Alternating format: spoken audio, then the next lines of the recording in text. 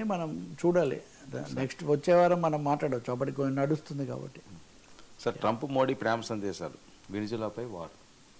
Venezuela అన్నది Latin America దేశాల్లో చాలా గట్టిగా నిలబడింది. చావేజు తర్వాత మదురో వాళ్ళు ఎట్టి పరిస్థితుల్లో అమెరికాకు లొంగింది లేదు.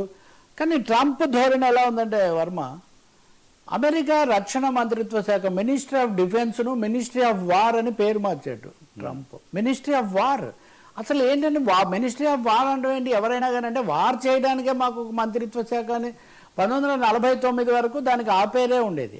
తర్వాత ఆ పేరు మార్చారు. సరికాదు, రక్షణ శాఖ ప్రతి దేశానికని. కానీ మళ్ళీ ప్రకటించిన తర్వాత ఒకవైపేమో నేను శాంతి దూతను, నేను ఉక్రెయిన్ వార్ ఆపుతాను, ఇండియా పాకిస్తాన్ వార్ నేనే ఆపాను అంటాడు. గాజాలోనేమో ఆయనే యుద్ధాన్ని రగిలిస్తాడు. ఇండియా పాకిస్తాన్ విషయంలో కూడా పాకిస్తాన్ సైన్యాధిపతిని ఆయన పిలిపించాడు కదా. ఇప్పుడు ఇవన్నీ ఇక్కడ మాట్లాడుకుంటూ ఇండియా చైనా మీద కామెంట్స్ చేసుకుంటూ వెనిజులా చుట్టూ భయంకరంగా యుద్ధ విమానాలు క్షిపణులు అన్నీ మోహరిస్తున్నారు. వెనిజులాలో చాలా సమృద్ధంగా ఉంది చమురు సంపద. రెండోది ఆ ప్రభుత్వం ఎవరున్నా, చావేజ్ అయితే ప్రపంచాన్నే గడగడలాడించాడు, తర్వాత మధుర వచ్చాడు కొనసాగుతున్నాడు. వీళ్ళెవ్వరు కూడా మధుర తర్వాత వేరే ఆయన కూడా వచ్చాడు. వీళ్ళెవ్వరూ కూడా అమెరికాకు లొంగడానికి సిద్ధంగా లేదు వెనిజులా. కాబట్టి వెనిజులాను భయపెట్టడం ద్వారా మళ్ళీ లాటిన్ అమెరికా దేశాలు, ఆ తర్వాత క్యూబా ఉంటుంది, వీటి అన్నింటిని కూడా ఇబ్బంది పెట్టే ఆలోచన చేస్తున్నట్టుగా కనిపిస్తుంది. చాలా భయంకరమైన వ్యూహం దీని వెనక ఉంది అని. అక్కడ అలా చేసుకుంటూ చాలా విచిత్రమైంది. మొన్ననే మోదీ చైనా వెళ్ళడం, తియాన్జిన్, ఆ తర్వాత ఇవన్నీ మనం మాట్లాడాం. మోదీ, జింగ్పింగ్, తర్వాత పుతిన్ వీళ్ళు కలిసిన విషయాలన్నీ. ట్రంప్ దాని మీద కుట్ర అన్నారు, అదంతా బాగానే ఉంది. ఇండియా మీద విపరీతంగా టారిఫ్లు విధించారు, భారత ఐటీకి అవకాశాలు తగ్గించేశారు.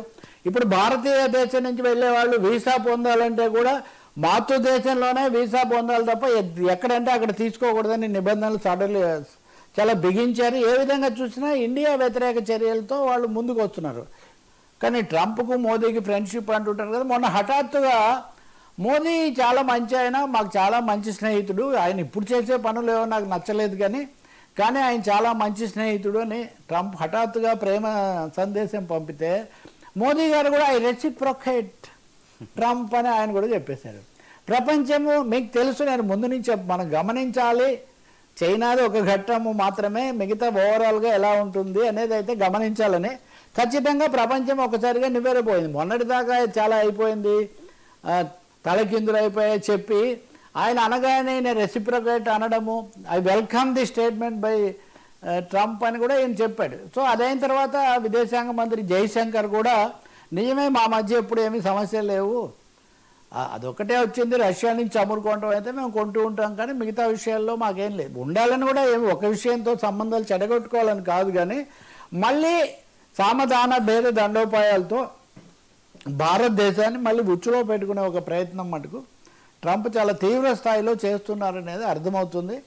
ఆ విధమైన చాకచక్యంతో మనం కూడా స్పందించాలి తప్ప మళ్ళీ లోబడిపోవడం మొదలు పెడితే భారతదేశానికి చాలా నష్టం తప్పదు. అసలే ఇప్పుడు మన జిఎస్టీ ఇవన్నీ వచ్చింది కూడా అమెరికా దీనికే. ఇంకోటి మీరు చూస్తే భారతదేశాన్నే కాదు, పుతిన్కు కూడా చాలా ఫ్రెండ్గా ఉండేవాడు కదా ఆయన. అలస్కాలో సమావేశం కూడా జరిపారు. కానీ ఇప్పుడు రష్యా ఏమో చాలా భారీ ఎత్తున ఉక్రెయిన్ మీద డ్రోన్ల యుద్ధం చేస్తుంది. రష్యా మీద టారిఫ్లు డబల్ పెంచడానికి కూడా నేను ఏమాత్రం వెనకాడనని మళ్ళీ ఓ ప్రకటన చేశాడు ఈయన.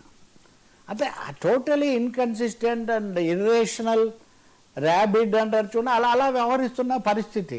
ఇలాంటప్పుడు భారతదేశం ఆచితూచి అడుగులు వేయడానికి బదులు హడావుడి పడిపోయి ఆయన స్నేహం, ఆయన ప్రేమ గీతం అక్కడి నుంచి పాడగానే మనం కూడా డ్యూయెట్లో గొంతు కలిపితే మటుకు మనం చాలా నష్టపోతాము. యువత, ఐటీ, అక్కడికి వెళ్ళాలనుకున్న వాళ్ళు, ఇప్పటికీ అక్కడ ఉన్నవాళ్ళు, ఇంకో విషయం తెలుసా, జీపీఎస్ ద్వారా అక్కడున్న అక్రమ చొరబాటుదారులు భారతీయులను కనిపెట్టి వాళ్ళని ఏరి వేస్తామని అదొకటి. అంటే ఏ విధంగా చూసినా కానీ ట్రంప్ యొక్క యాంటీ ఇండియా స్టాన్స్, భారత వ్యతిరేక దాడి కొనసాగుతూనే ఉంది. కానీ ప్రేమ గీతాలు మటుకు మోదీతో ఆలపిస్తున్నారు. మరి మోదీ నుంచి ఎప్పుడు వార్నింగ్ వస్తుందో, కౌంటర్ వార్నింగ్ మనమైతే అసలు వస్తుందా చూడాలి మరి. Sir, thank you so much Ravi. ఇది ఈనాటి frankly with Telakapalli. Station to 99 news.